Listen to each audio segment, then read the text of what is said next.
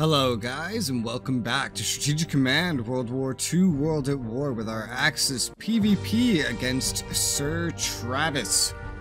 Now, I once again have some interesting news, some developments, but before we go over those, we have to see what SirTravis did on his turn, because those submarines really shook him up. Even though we didn't destroy a single one of his ships, the mere presence of them being there is quite large in his mind and has led to some interesting thought processes that are potentially misleading him.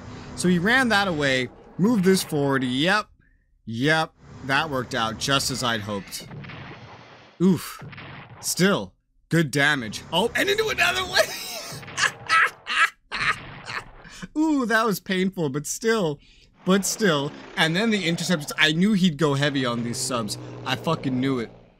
Oh my god, even before seeing it, I knew it. Alright, so 3 damage to him, 1 damage to me, 1 damage to his plane. And then, this is a strat bomber. He's doing this with a strat bomber. I'm pretty sure it's a strat bomber. Dive, destroyer shows up, 1-to-1, still pretty good. We are coming out very positive on this naval encounter, and he's tossing all of the UK's points into this. Some moving around, bombarding with a battleship, bombarding with a battlecruiser. Oh, he's really fucking up now, dude. If I can get to Paris, all of his ships are in so much danger from my bombers, and he doesn't realize. Paris is way more important, but he's moving everything back on this front. Holy crap, he just gave up Pyongyang? What the fuck? He's being aggressive over here again. Ooh. What? Okay. Was that misclicking? I think that was misclicking. He said he made a mistake this turn, and I think it was that. Did he just... Wait, he just stepped off of Changsha. I think he just took Iceland, and then some stuff spawned in somewhere. Wow. Dude, the multiplayer replays go over this stuff like way faster for some reason than they do in the single player. But damn! Operation Fork, UK, yeah, that's Iceland. British forces mobilized in Egypt, yeah. Italian shipping, oh, Italy's in the Axis. We saw Egypt at the end there. Occupy Iceland, Iceland prepares for war, yeah. Italy declares war on the Allies, that had to happen. German security forces track down, defeat Polish resistance group. Churchill orders Operation Valentine to secure Faroe Islands. Okay. Work is continuing on the Roma battleship in Trieste, though it has been suggested that rather than add another battleship to our fleet, we should instead convert her into an aircraft carrier to be named the Aquila. Converting her into an aircraft carrier will take about 2.5 years, which is longer than it takes to just make a brand new one. Costs 200 MPPs, 25 return for 8 turns, which is like more than half the price of a battleship slash carrier, and it's already paid for to be a battleship. Alternatively, we could simply carry on the work of completing her as a battleship for free, in which guise she will be ready to enter service in June 1942. Would you like to convert the Roma into the Aquila aircraft carrier for extra costs, or complete her production as a battleship? No. Converting the Roma to an aircraft carrier will be expensive, and whether or not this is worthwhile really depends on your overall Axis strategy. If you plan to invade the UK before turning east to knock the USSR out of the war, this carrier will probably not have a big impact on the war. But if you wish to dominate the Mediterranean and the Atlantic, then having a carrier to provide mobile air support could be crucial in the struggles ahead against British and US forces in this area. True, right? But why convert it when I could just get a free battleship now, and then with this amount of MPPs, I'd have to save up like a turn and a half extra to be able to just afford a carrier anyway. So no. I will just keep the battleship because it's free. I don't know about you guys, but I feel like his turn there was actually better for us than our own turn was. Does that make sense? Does that sound real? Because that's how I feel. He left Marseille defended, but he left Lyon undefended. So I'm gonna go just move up in there with this corps. Lyon is now Italian, and look at all this other crap. He has left everything in here completely undefended. Except Marseille. Is this a mistake? I don't know. He said that he made a mistake and he was like, fuck. And I don't know if he realized, like, if it seemed to be like this was misclicking, right? This felt like it was misclicking, or he thought he could flank, but then he couldn't, and then he came back. Also, we could potentially hurt him now because he did that. We already hurt him for no loss at all. So that's already pretty nice. Honestly, I don't know why I'm moving in down here at all, when realistically what we need to be looking at is whether or not we can get up to Paris. He only left engineers on Paris, like unentrenched engineers. So if I can just get up to it, the chances of success are very high. If there's nothing in my way here, then this tank can get all the way behind Paris in one go, which would be cool, but maybe not entirely. Hell, 2 of them could do that. We need some intel, so let's take the 3rd army here that has mobility, and we're gonna just drive it up down to Le Havre. We can see Caen is empty, and we could do some damage here if we want. No need to really focus on any recovery. Due to his completely unentrenched state, I'm gonna take a gamble and say that we can probably break through here without air support, which is good because a lot of my air support can't reach Paris, but also bad because if I'm wrong, well, then it's right here that we're gonna have needed it the most, because I want to turn my air onto his ships, and like one of these are only in range of a ship. I want him to regret engaging these subs. We've already dealt so much damage to him with these subs, but I want him to really feel it. And knocking out potentially 2 of his destroyers while gravely injuring one of his heavy cruisers and making him retreat a carrier, that's already kind of a win enough, to be honest. So let's take the 4th army here. We're gonna attack the enemy's 2nd corps, dealing 5 damage as promised, unfortunately taking 1 damage as well. We'll take the 1st Frontier Corps and send them down to the frontier, get some more intel. Even past Caen is pretty much clear, and wiping out this enemy HQ wouldn't be too fucking crazy, to be honest. We don't have any air in range to do it, but a blitz attack would prove probably pretty good. 4 damage dealt, and it runs away. Now, only a tank could really get close enough to chase it down any further.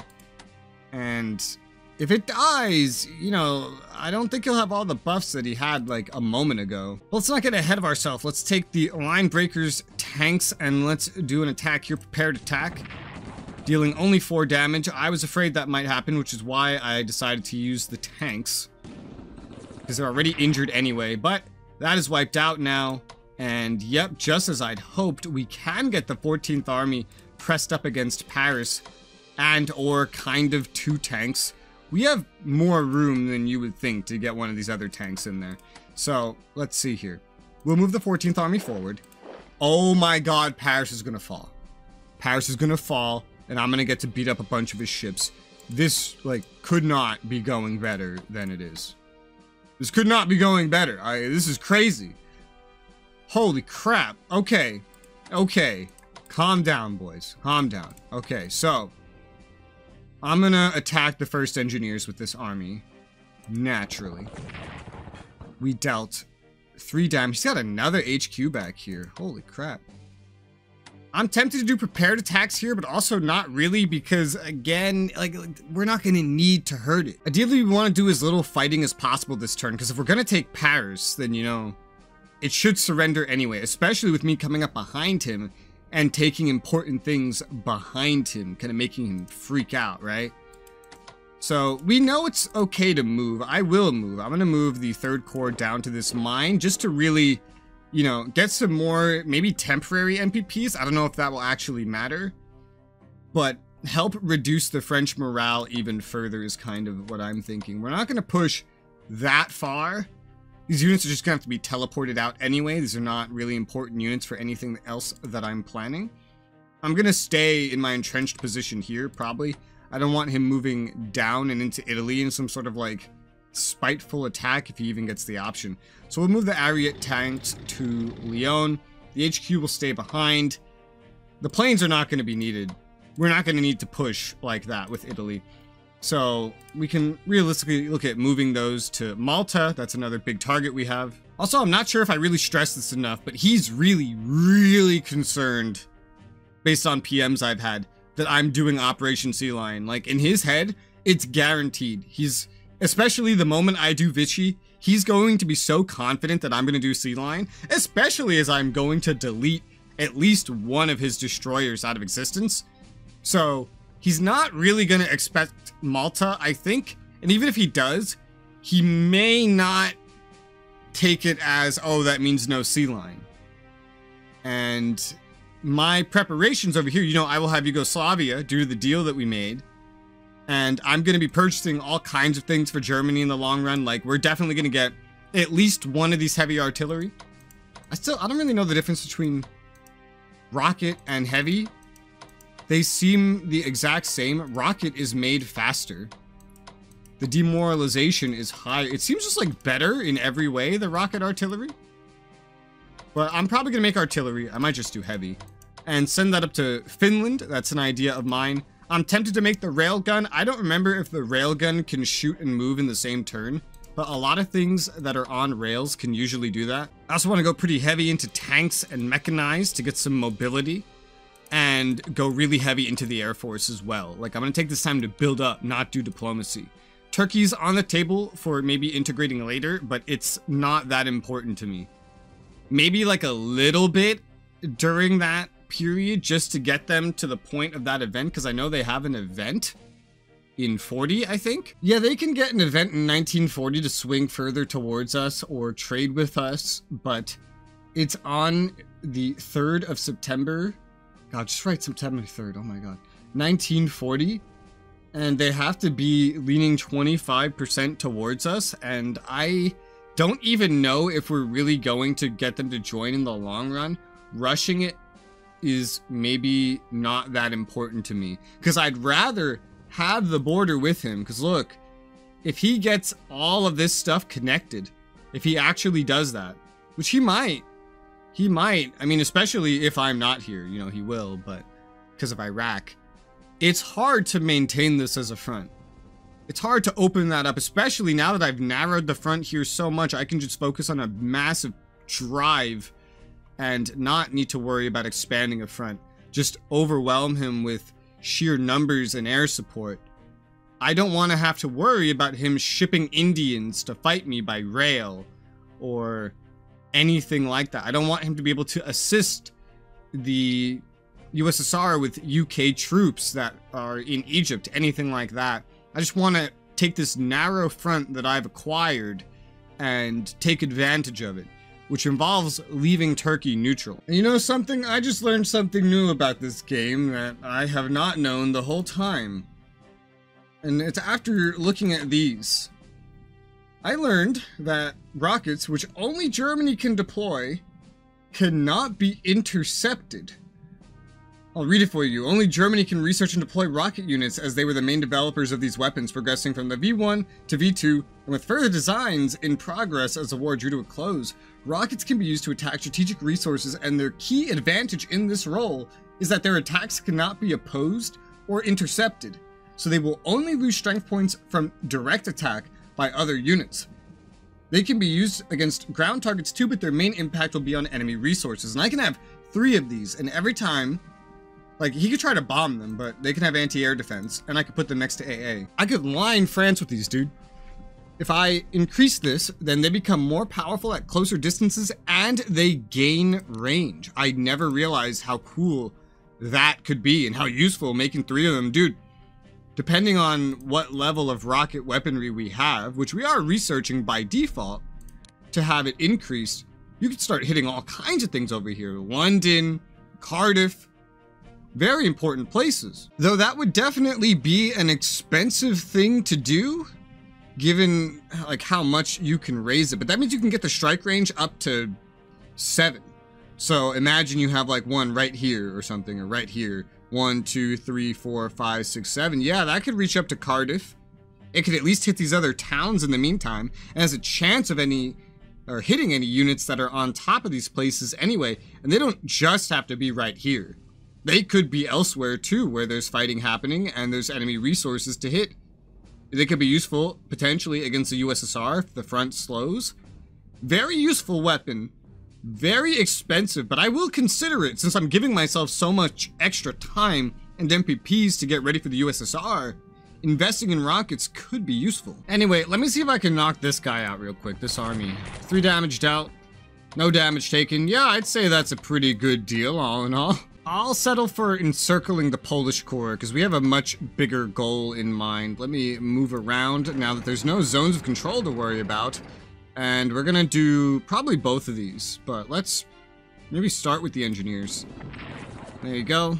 Engineer's dead. We unfortunately took 1 damage that we weren't really supposed to, but we did, so it is what it is.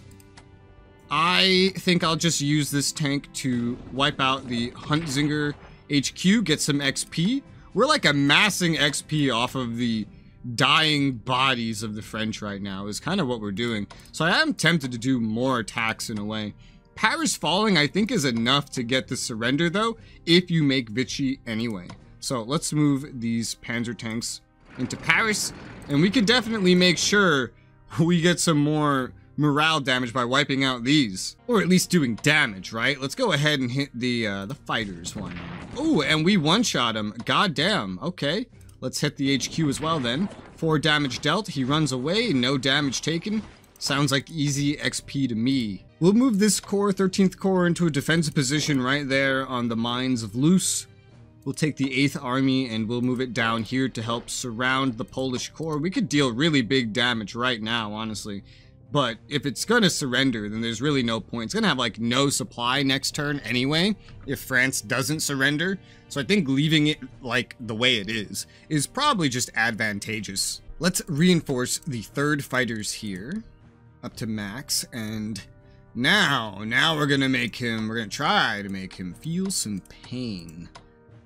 Oh man, the naval weapons are, okay, all right. Well, I'm gonna do something that I wasn't really gonna do. We're gonna take these medium bombers that are not upgraded, by the way, and we're gonna try to use them to destroy the Amazon destroyer.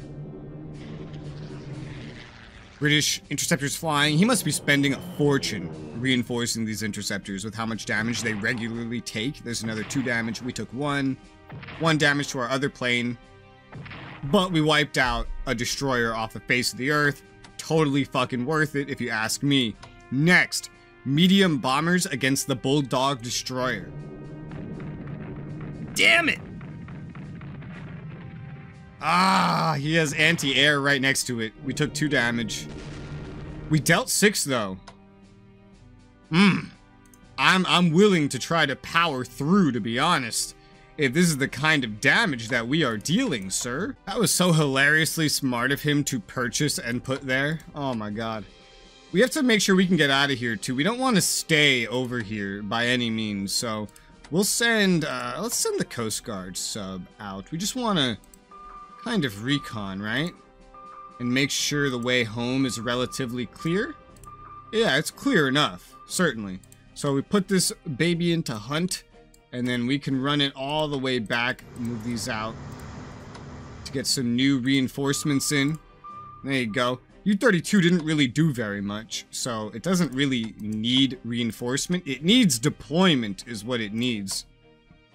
And that involves, you know, just going way up here and seeing how far we get. I feel like we might run into something if I do this, though. Maybe we will. Maybe we won't. Let's go north and find out. Yeah, he's not hanging around here because he's not raiding anyway, so we'll get the U-32 heading around finally to get it all fixed up. Coast Guard sub's gonna go somewhere it can reinforce as well. Like I said, I'm willing to power through, so let's take a bomber. I'm not sure which one. We're not gonna be able to destroy this one, so this is really the last remaining goal. We'll take the already injured tactical bomber just for efficiency's sake, and we're gonna bombard that. AA fire, we take some damage, yeah, but we wipe out another destroyer. We just wiped out 2 of his fucking destroyers for minimal damage. Forget about the anti-air, that's not enough. I'm not gonna go after this one, because, well, nobody else can reach now.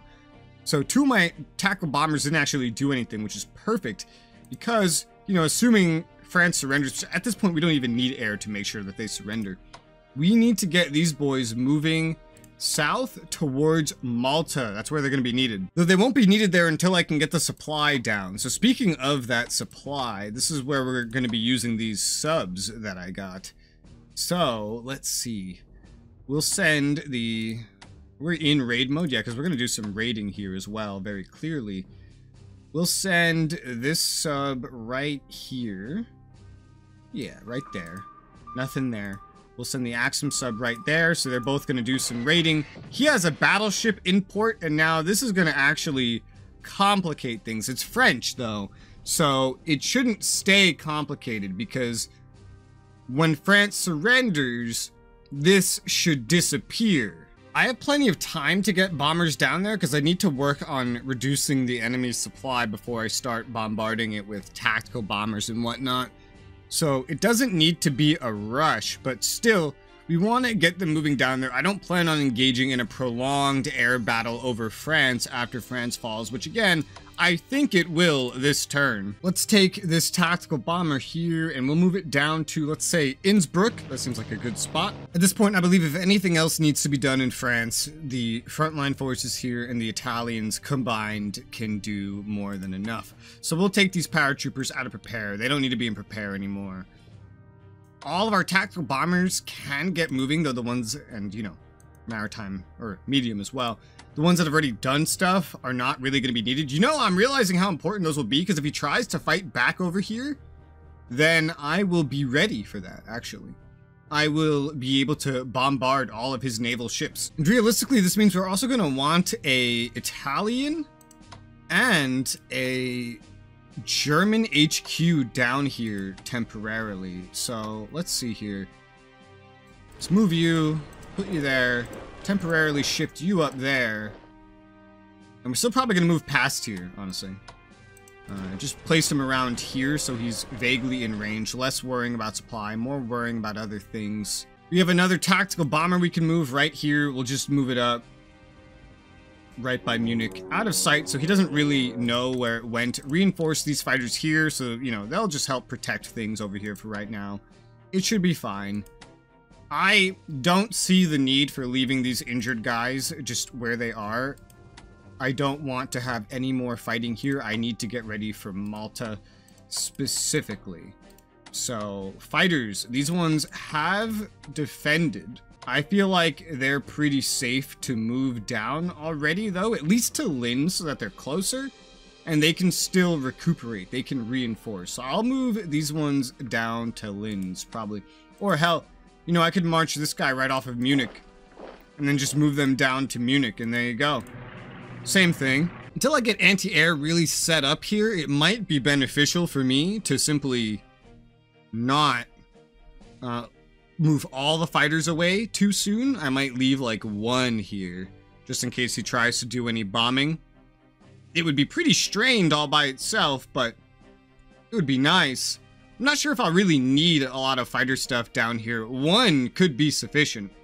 Plus the Italian ones, technically two, and they're just as upgraded as each other. All bombers will be needed though, so we're gonna shift every bomber that we can currently shift into a slightly more favorable position than where they are. First Army here, reinforce it just in case. And just because, you know, we'll need to do that eventually. We did get a new sub to deploy, the U-37, so we're going to deploy that over here at Wilhelmshaven. What a name. By Bremen. And get that ready to head out as well, because the era of convoy raiding is soon to begin. Let me do some swapping real quick. Leonardo da Vinci, go over here. Okay. Axum, go over here, and then, because I'm pretty damn sure this is actually, you know what? Malta's UK, I don't actually know if this is going to cease to exist or not. I was just going to move like another ship up, like here, but because he's got this in a UK port, it could stay there. It could survive. We'll have to keep an eye on that. I'm willing to give up one turn, because we could still raid from where we are, by the way.